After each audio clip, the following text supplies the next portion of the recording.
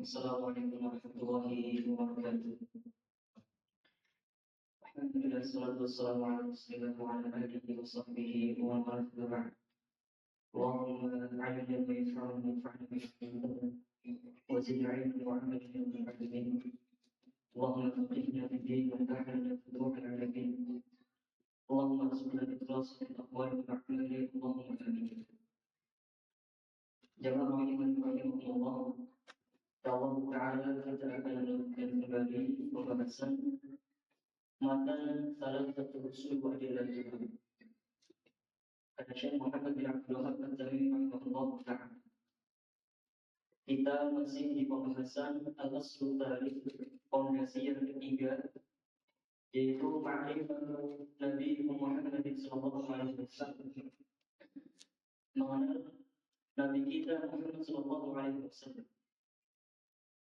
Setelah di pertemuan yang lalu kita membahas awal dari ayat-ayat yang turun kepada Nabi Muhammad SAW, yaitu surat Al-Alaq ayat 1 sampai 5. Itu yang menjadi awal permulaan beliau Sallallahu Alaihi Wasallam diangkat oleh Allah Subhanahu Wa Taala menjadi seorang nabi. Kemudian setelah itu pada suatu hari di dalam hadis yang diriwayatkan oleh Bukhari dan Muslim dari sahabat Jabir bin Abdullah radhiyallahu anhu, beliau sallallahu alaihi wasallam pernah bersabda, "Baina ana amshi sami'tu sawtan min as-sama." Tatkala beliau sallallahu alaihi wasallam berjalan, beliau mendengar suara dari atas, dari langit. Warfa'u basari fa'idha al-malak alladhi ja'ani bil-mi'raj jalis ala kursi baina as-sama'i wal-ardh. Tatkala beliau sallallahu alaihi wasallam melihat ke atas, karena ingin tahu suara dari mana. Dan ketika Nabi Muhammad SAW melihat ke atas, ternyata yang ada di atas itu adalah malaikat. Malaikat yang datang ketika beliau sedang bertahajud atau sedang beribadah di Gua Hira. Yaitu malaikat Jibril alaihissalam. Beliau duduk di atas Nabi Muhammad SAW sedang duduk di kursi antara langit dan bumi. Kemudian kemudian beliau merasa ketakutan dan beliau langsung bergegas sampai pulang disambut oleh istrinya Khadijah radhiyallahu anha. Nabi Muhammad SAW mengatakan, "Zamiruni, selimuti aku, selimuti aku." Fa'anzilallahu subhanahu wa ta'ala, "Ya ayyuhal mudaththir qum fa'anzir." Kemudian ketika beliau dalam kondisi ketakutan dan berselimut itu, turun wahyu yang kedua, yaitu surat Al-Mudaththir. Nah, ini merupakan sebab beliau diangkat menjadi seorang rasul. Turunnya awal ayat dari surat Al-Mudaththir. Kita sampai di pembahasan surat Al-Mudaththir ayat 1 sampai ayat 5. Wa dalilu qauluhu ta'ala, dan dalilnya adalah firman Allah Subhanahu wa ta'ala, "Ya ayyuhal muddaththir," wahai orang yang berselimut, "Qum fa'anzir," bangkitlah dan berilah peringatan, "Wa rabbaka fakabbir," dan agungkanlah Rabbmu, "Wa thiyabaka fatahhir," dan sucikanlah pakaianmu, "Warrujza fahjur," dan tinggalkanlah, jauhilah ar-rujz. Nanti akan dibahas. "Wala tamnun tastakfir," dan janganlah engkau memberi dengan harapan mendapatkan yang lebih. "Wa li rabbika fasbir," dan hanya kepada Rabbmu engkau bersabar.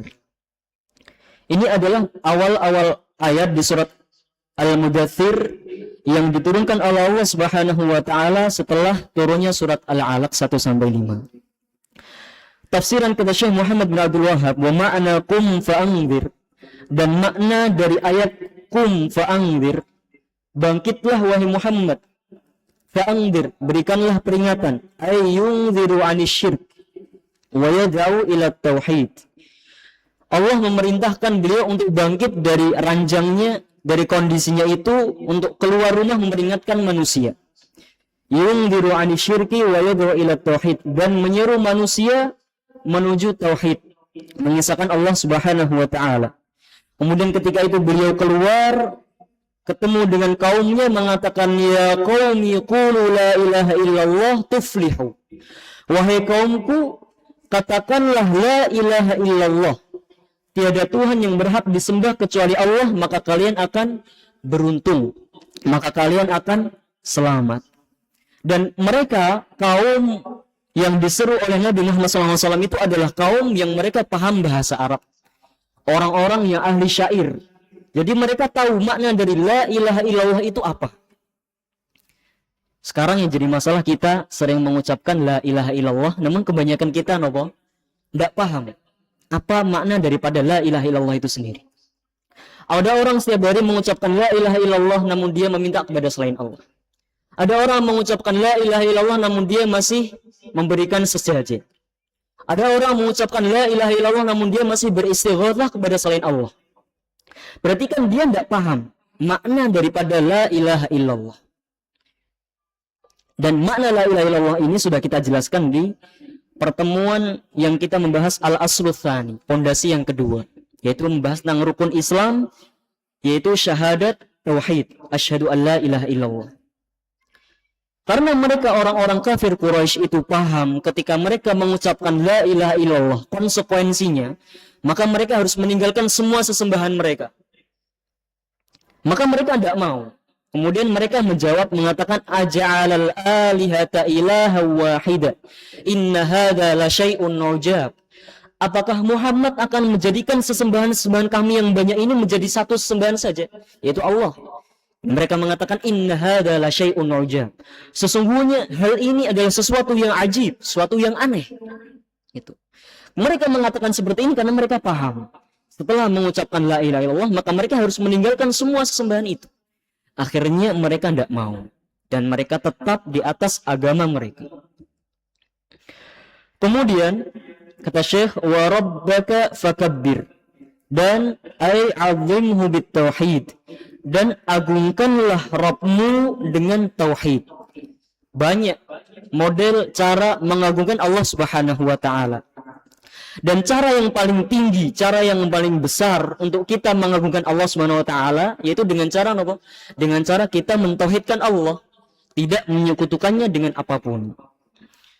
Kemudian wa thiyabaka fatahhir, dan bajumu maka sucikanlah. Ai tahhir a'malaka 'ani syirki. Artinya sucikanlah amalan-amalanmu dari kesyirikan. Di dalam ayat ini, wa thiyabaka fatahhir, para ulama tafsir itu memberikan dua penafsiran. Yang masyhur ada dua penafsiran. Penafsiran yang pertama,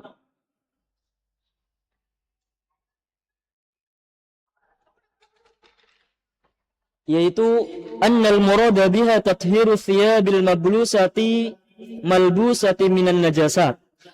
Yang dimaksud dengan wa thiyabaka fatahhir, bersihkanlah, sucikanlah pakaianmu, maknanya adalah hendaklah Nabi Muhammad membersihkan pakaian yang beliau pakai dari segala jenis najis. Wa qad nuqila hadha tafsiru an ba'di salaf, dan tafsir ini dinukil dari sebagian ulama salaf. Kemudian tafsir yang kedua dari tafsir wa thiyabaka fatahhir, yaitu maknanya annal murada biha tathhirun nafsi wal amali, yaitu hendaklah Nabi Muhammad itu mensucikan jiwanya, mensucikan batinnya, dan mensucikan amalannya. Ini yang kedua ini, pendapat yang kedua ini adalah pendapat jumhurul mufassirin. Sebagian besar mayoritas ulama tafsir menafsirkan makna dari wa thiyabaka fatahhir adalah hendaklah kita membersihkan hati kita, qalbi kita, dan amalan kita dari kesyirikan.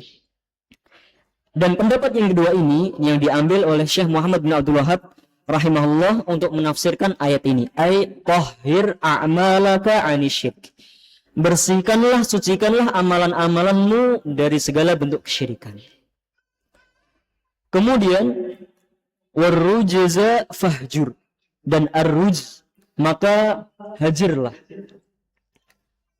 Penafsiran Syekh di sini ar-rujzu al-asnam.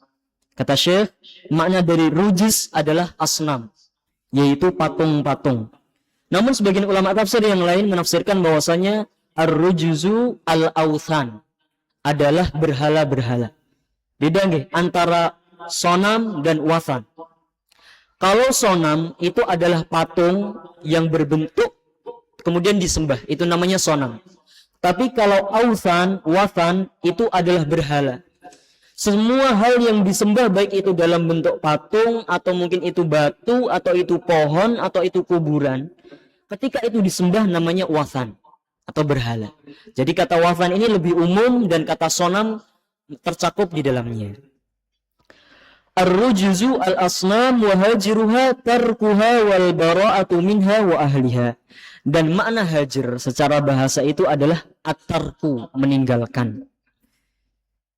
Yang dimaksud di sini wa hajruha tarkuha wal bara'atu minha wa ahliha, yaitu meninggalkan sesembahan-sesembahan selain Allah, wal bara'atu minha, berlepas diri darinya, wa ahliha, dan berlepas diri dari orang-orang atau pelaku-pelaku kesyirikan.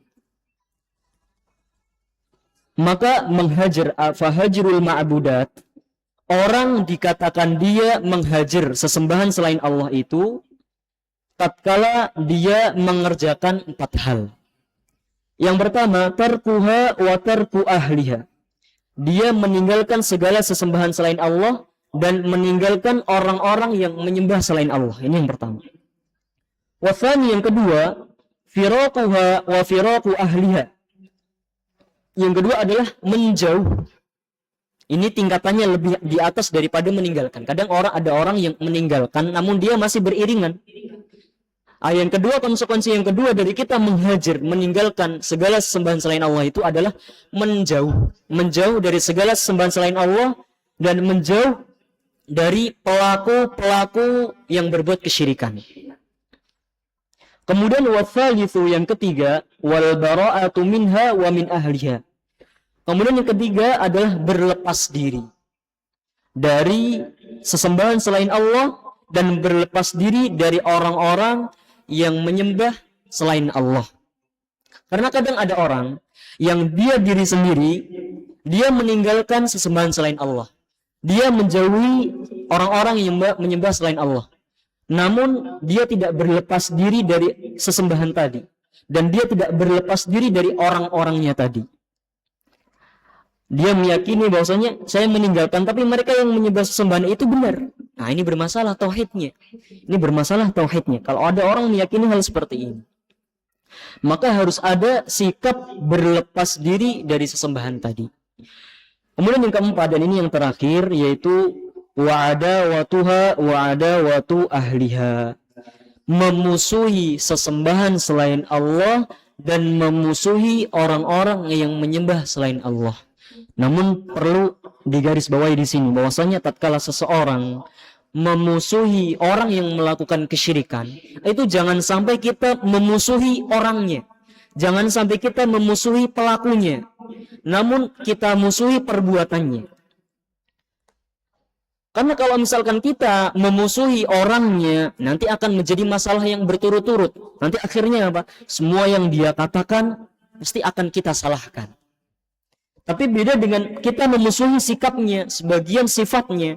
Tatkala sifat itu ada, kita tidak terima. Kita musuhi dia karena sikap itu ada pada dirinya. Namun ketika dia sudah bertauhid, dia sudah menjalankan sunnah, mengikuti Rasul Nabi Muhammad SAW, maka hilang permusuhan antara kita dengan mereka. Berarti jangan sampai tatkala kita melihat orang-orang yang berbuat kesyirikan, orang-orang yang berbuat maksiat, kita membenci orangnya, jangan. Namun kita benci perbuatannya. Itu. Dan kalau bisa, sembari kita membenci mereka, kita juga harus menasihati mereka, berdakwah kepada mereka, berbuat baik dan berbuat adil kepada mereka, kemudian berakhlak mulia juga kepada mereka. Jangan sampai karena kita membenci sebagian orang, karena sikapnya, karena sifatnya, kemudian ketika ada masalah dengan dia, kita tidak bisa bersikap adil. Kita tidak mau ngobrol sama dia, bahkan kebencian itu dia simpan terus menerus, bahkan dia turunkan kepada anak cucunya. Ini masalah. Yang benar adalah tatkala kita melihat keburukan pada diri seseorang, bencilah sikapnya, bencilah sifatnya, jangan orangnya. Ini adalah catatannya. Kemudian kata Syekh di sini rahimahullahu taala, akhadha ala hada 10 sinina yad'u ila tauhid. Beliau menyeru kepada tauhid tatkala di Mekah selama 10 tahun. Ini maknanya bukan beliau setelah 10 tahun tidak berdakwah kepada tauhid, enggak. Kita kemarin bagi bahwasanya usia Nabi itu 63 tahun. 40 tahun beliau belum diangkat menjadi Nabi dan Rasul. Kemudian 23 tahun beliau diangkat menjadi Nabi dan Rasul. 10 tahun fokus dakwah beliau menyeru kepada tauhid. Kemudian 3 tahun setelahnya beliau menambah. Di sisi lain beliau menyeru kepada tauhid, beliau juga menyeru kepada salat. Diwajibkannya salat. Kemudian setelah beliau berpindah ke Madinah, beliau menetap di sana selama 10 tahun sisanya. Beliau masih berdakwah kepada tauhid, tidak meninggalkan tauhid. Namun Allah Subhanahu wa taala melengkapi dan menyempurnakan agama Islam tatkala beliau berdakwah di Madinah. Allah syariatkan ada azan, puasa, zakat, jihad dan lain sebagainya. Maka ini menunjukkan faedah bahwasanya selayaknya kita, dan ini sudah kita bahas di pertemuan yang lalu, harusnya kita mendakwahkan tauhid lebih dari kita mendakwahkan yang lain. Harusnya kita memperhatikan tauhid melebihi perhatian kita daripada perhatian kita yang lain. Ini sebagaimana yang dicontohkan langsung oleh Nabi Muhammad SAW. Dan Aisyah radhiyallahu anha pun mengatakan, beliau mengatakan, qalat innama nazala awwalu ma nazala minhu suratun minal mufassal. Yang turun ayat-ayat Al-Quran pertama kali kepada Nabi Muhammad SAW itu apa? Suratun minal mufassal, yaitu surat-surat yang dikenal dengan mufassal. Surat-surat yang ayatnya itu pendek-pendek. Jadi kalau kita baca Al-Quran itu ada namanya surat-surat mufassal, yaitu dari Qaf sampai An-Nas. Dari Qaf sampai An-Nas. Dan disunahkan ketika sholat. Pertama sholat subuh. Kalau di sholat subuh, secara hukum fikihnya disunahkan membaca tiwalul mufassal, yaitu dari surat Qaf sampai surat Al-Mursalat. Ini secara kita bahas hukum fikihnya seperti itu. Kalau misalkan imam sholat subuh, dianjurkan membaca antara surat Qaf sampai surat Al-Mursalat. Kemudian ketika sholat maghrib, itu disunahkan membaca qisarul mufassal, yaitu surat-surat yang mufassal tapi yang pendek-pendek, yaitu antara surat Ad-Duha sampai surat An-Nas. Kemudian ketika sholat Isya itu disunahkan membaca awasitul mufassal, pertengahan surat-surat mufassal, yaitu dari surat An-Naba sampai surat Al-Lail. Ini pandangan para ulama fikih terkait tentang surat-surat mufassal ini. Kenapa? Apa alasannya Allah Subhanahu wa taala menurunkan di awal-awal wahyu yang diberikan kepada Nabi Muhammad SAW itu tentang qisarul mufassal, tentang surat-surat yang berpotong-potong tadi, yang pendek-pendek tadi. Karena fiha dzikrul jannati wan nar. Karena di dalam surat-surat mufassal itu banyak disebutkan tentang surga, tentang neraka. Kemudian hatta idza taban nasu ilal Islam nazalal halal wal haram. Kemudian tatkala orang-orang para sahabat itu sudah diingatkan tentang bagaimana nikmatnya surga, bagaimana mengerinya siksaan neraka, sampai umat para sahabat itu keislamannya itu kokoh, keimanannya itu kokoh, baru Allah turunkan syariat yang berkaitan dengan hal-hal yang halal, hal-hal yang haram. Kemudian Aisyah berkata, walau nazala awwalu syai'in la tashrabul khamra. Seandainya, misal dulu ketika awal Nabi Muhammad SAW itu berdakwah menyampaikan wahyu, kemudian datang ayat terkait tentang pengharaman khamr. Dalam kondisi para sahabat, di masa itu masih biasa, mereka terbiasa minum khamr. Maka bagaimana sikap para sahabat ketika mendapatkan dakwah dengan model seperti ini? Maka laqalu la nada'ul khamra abada. Maka kami tidak akan meninggalkan khamr selamanya. Ini konsekuensinya. Kalau ada seorang dai ketika awal dakwah sudah langsung menyampaikan yang halal yang haram. Gitu. Padahal mereka masih terbiasa dengan perkara itu. Ini bukan masalah syirik dan tauhid nih, bukan. Tapi perkaranya di bawah syirik dan tauhid. Halal dan haram. Ketika yang digencarkan oleh para dai langsung yang model itu, biasanya banyak penolakan dari masyarakat. Namun kalau bisa awal dakwah sampaikan tauhid, sampaikan tentang nikmat surga, sampaikan tentang azab neraka, agar dalam hati mereka itu muncul rasa al-khauf war-raja wal mahabbah. Mereka takut akan siksaan Allah Subhanahu wa taala ketika mereka bermaksiat kepada Allah. Kemudian ada rasa harap kepada Allah ketika mereka beribadah kepada Allah Subhanahu wa taala. Kemudian muncul rasa mahabbah, cinta kepada Allah. Kalau orang sudah muncul tiga rasa ini, dia takut kepada Allah, dia berharap kepada Allah dan cinta kepada Allah, maka ketika Allah Subhanahu wa taala memerintahkan khamr haram, pasti tanpa tapi mereka akan meninggalkan khamr. Karena apa? Tadi sudah timbul, sudah muncul pokok utamanya, pondasi utamanya, yaitu rasa cinta, khauf dan raja kepada Allah Subhanahu wa taala. Kemudian walau nazala la taznu, seandainya turun kepada Nabi Muhammad SAW itu ayat-ayat tentang zina, maka mereka akan mengatakan laqalu la nada'u zina abada. Kami tidak akan meninggalkan zina selama-lamanya. Maka di sini ada beberapa faedah berkaitan dengan tarbiyah, yaitu selayaknya di dalam kita mengajar. Ini mengajar ini tidak hanya dibatasi oleh seorang guru, ustadz atau guru-guru yang ngajar di sekolah. Hatta kita jenengan-jenengan bapak dan ibu semuanya, jenengan itu seorang guru. Minimalnya guru bagi siapa? Bagi keluarganya. Bapak guru bagi istri dan anak-anaknya. Istri guru bagi anak-anaknya. Maka bagaimana metode kita sebagai seorang guru, minimal di lingkup keluarga kita, mendakwahkan agama yang begitu luas ini? Maka pertama kita dakwahkan kepada anak-anak kita, kepada keluarga kita, hal yang paling penting, yaitu tentang tauhid. Kemudian faedah tarbiyah yang kedua, selayaknya kita ketika mengajarkan suatu ilmu itu bertadarruj. Makna tadarruj itu apa? Tadarruj itu kita memulai dari yang paling pendek atau yang paling mudah, kemudian pertengahan, kemudian yang sulit. Ini yang disebut dengan ulama-ulama rabbani. Walakin kunu rabbaniyin bima kuntum tu'allimunan nas wa bima kuntum tadrusun. Allah mengatakan, jadilah kalian orang-orang yang bersifat rabbani. Apa itu orang-orang yang bersifat rabbani? Yaitu orang yang mengajarkan ilmu dari ilmu yang paling rendah, kemudian ilmu yang pertengahan, kemudian ilmu yang paling tinggi. Nah, ini metode di dalam pengajar. Jangan sampai ada orang awal belajar langsung disampaikan tentang firqah misalkan. Pembahasan khilaf, ada firqah ini, firqah itu, sedangkan akidah kita belum kuat. Kita belum mengenal akidah yang sahih. Namun sudah disebutkan tentang saling mengkritik, saling mendebat, saling mengkafirkan, yang ini sesat, yang ini, jadinya malah orang-orang yang belajar mudah menyesatkan orang lain.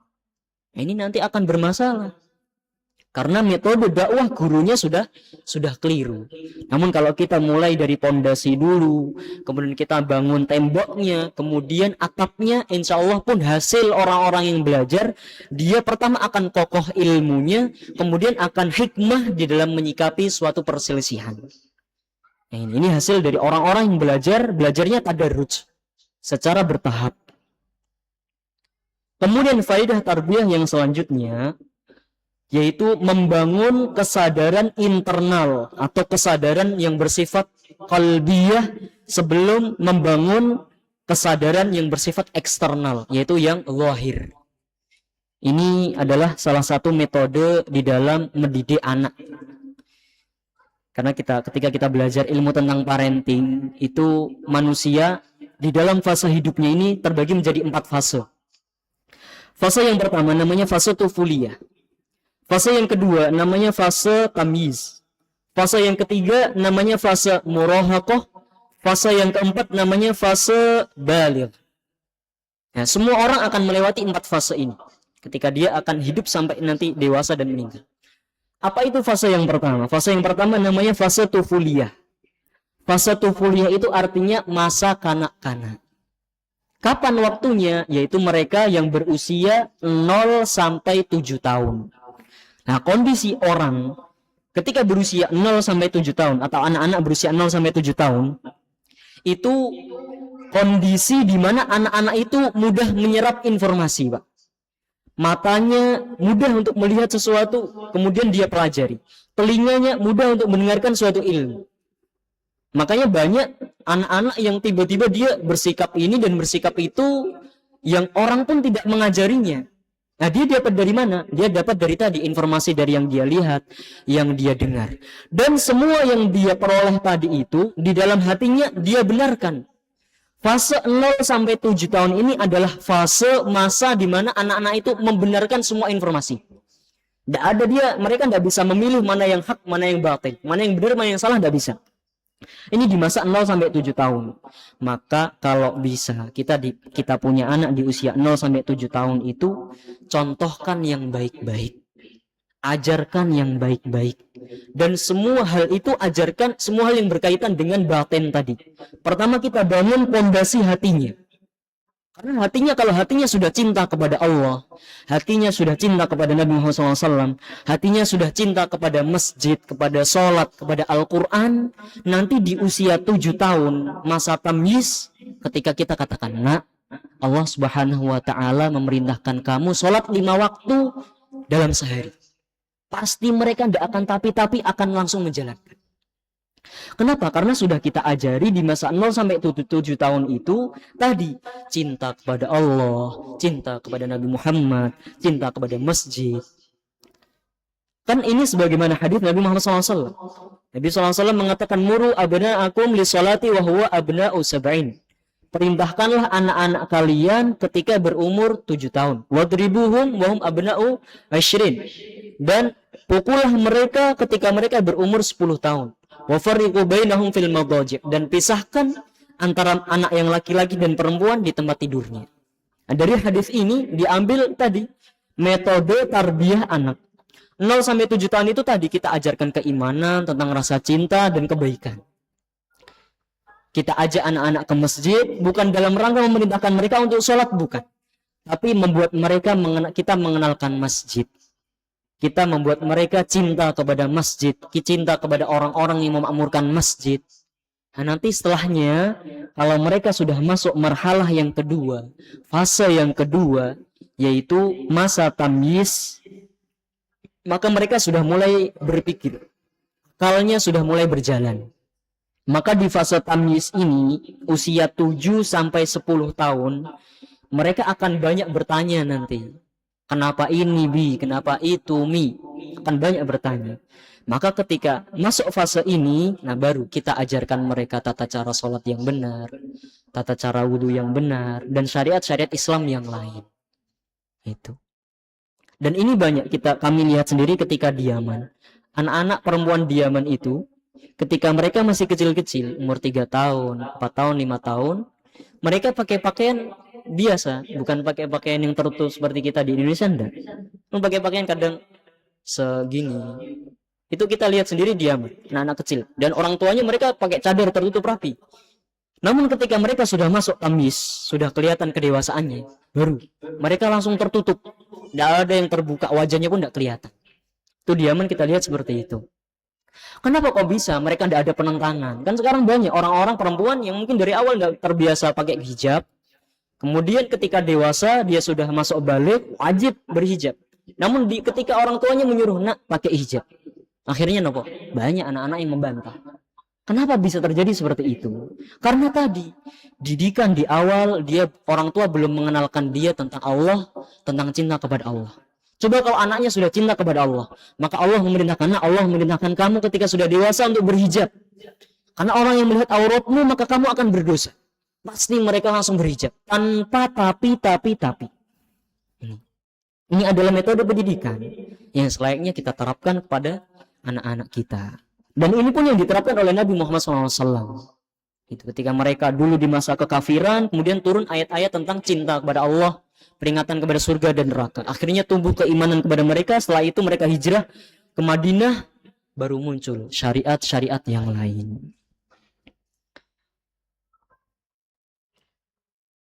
Kemudian kata penulis di sini, wa ba'dal 'ashri awrija bihi ila as-sama'i wa furidat 'alaihi as-salawatul khamsu. Dan setelah 10 tahun beliau fokus dakwah, mendakwahkan tauhid. Kemudian setelah itu semakin gencar beliau mendakwahkan tauhid, maka semakin gencar pula penentangan, perselisihan dengan orang-orang kafir Quraisy. Di antaranya nopo? Di antaranya beliau mendapatkan ujian oleh Allah, pamannya yang membentengi beliau dari musuh-musuhnya yaitu Abu Thalib wafat. Allah wafatkan. Musibah ini bagi Nabi Muhammad SAW. Kemudian musibah yang kedua, tidak selang lama istrinya yang paling beliau cintai meninggal, Khadijah radhiyallahu anha. Bukan hanya itu, setelahnya beliau banyak diboikot. Kemudian ketika beliau berdakwah ke Taif, bagaimana penerimaan orang-orang Taif? Apakah mereka menerima, menyambut baik Nabi Muhammad SAW? Lah, tidak. Ketika datang banyak orang-orang yang melempari beliau SAW dengan batu. Banyak rintangan ketika itu sampai beliau pun bersedih hati. Kemudian Allah menurunkan pertolongan ketika itu. Yaitu Allah berikan kabar gembira. Allah pengen menunjukkan bahwasanya ma'iyatullah itu selalu ada menyertai Nabi Muhammad SAW. Di antaranya ma'iyatullah yang Allah tampakkan ketika itu, Allah berikan kabar gembira beliau di Isra Mi'rajkan. Isra yaitu adalah perjalanan di waktu malam. Kalau Mi'raj itu artinya naik ke Sidratul Muntaha, namanya Mi'raj. Nah, kisahnya masyhurnya, kisahnya panjang ini, hadisnya panjang. Yaitu Nabi Muhammad SAW bersabda, bercerita tentang bagaimana beliau di Isra Mi'rajkan.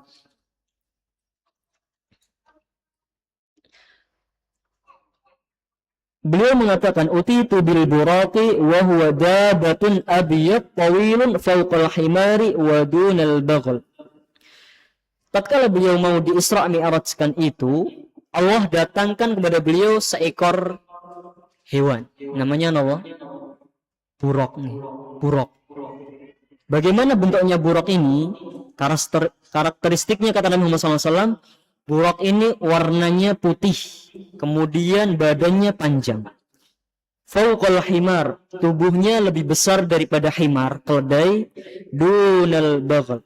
Namun tidak lebih besar daripada baghal. Baghal ini kawin silang antara kuda dan himar dan keledai, namanya baghal. Nah, tadi buraq tadi badannya lebih besar daripada keledai, lebih kecil daripada baghal. Tabighal. Kemudian yadha hafirahu 'inda muntaha tarafihi. Nah, sifat buraq ini kalau jalan itu ketika dia melangkah satu kali itu langsung jauh sejauh mata memandang. Satu langkahnya itu langsung sejauh mata memandang. Bukan seperti kuda, bukan seperti keledai. Itu. Maka sangat mungkin Rasulullah SAW dalam satu malam berangkat dari Mekah kemana? Isra'nya Nabi Muhammad itu dari mana sampai mana? Dari Mekah, Masjidil Haram ke Palestina, Baitul Maqdis, Masjidil Aqsa.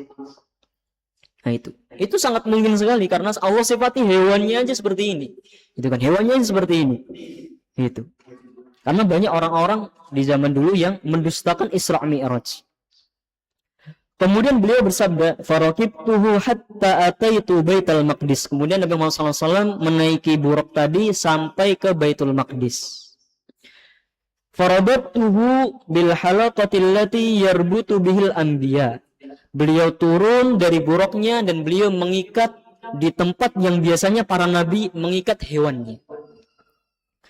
Kemudian qala, beliau bersabda, "Tsumma dakhaltul masjid fa shallaitu fihi raka'atain." Beliau masuk masjid kemudian salat 2 rakaat. Setelah itu tsumma kharajtu faja'ani Jibril. Kemudian ketika beliau keluar setelah selesai salat, datang malaikat Jibril alaihi salam. Bi ina'in min khamrin wa ina'in min laban. Jibril alaihissalam ketika datang kepada Nabi Muhammad SAW itu membawa 2 bejana, 2 wadah. Yang satu wadah khomer, wadah apa khomer? Miras, apa bahasa Indonesianya khomer? Minuman keras ya, khomer. Yang satu laban, susu. Nah, Nabi di situ disuruh milih mau khomer atau susu. Kemudian fakhtartul laban. Nabi Muhammad SAW memilih susu. Faqala Jibril, kemudian Jibril berkata, ikhtartal fitrah, engkau telah memilih fitrah.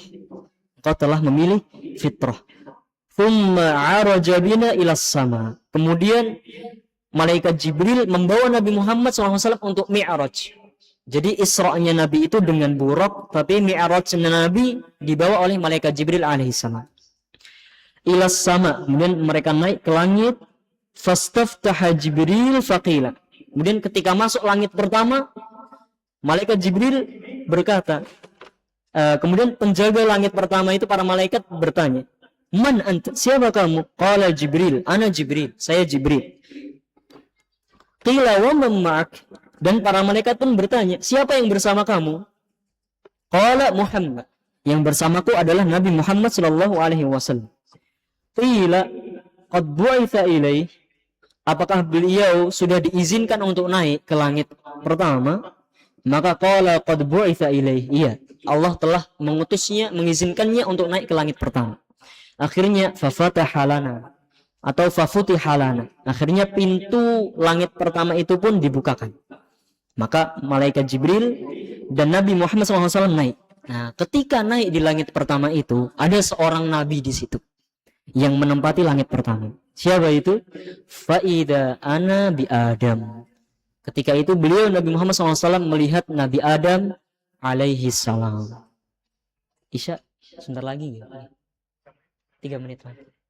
Nah, ini kisahnya panjang. Insya Allah kita lanjutkan di esok hari, di pertemuan yang akan datang. Besok insya Allah ta'ala. Mungkin kurang lebih ini yang bisa kami sampaikan. Kurang lebihnya mohon maaf, kita cukupkan dengan doa kafaratul majlis. Subhanakallahumma wa bihamdika asyhadu an la ilaha illa anta astaghfiruka wa atubu ilaik. Wassalamualaikum warahmatullahi wabarakatuh.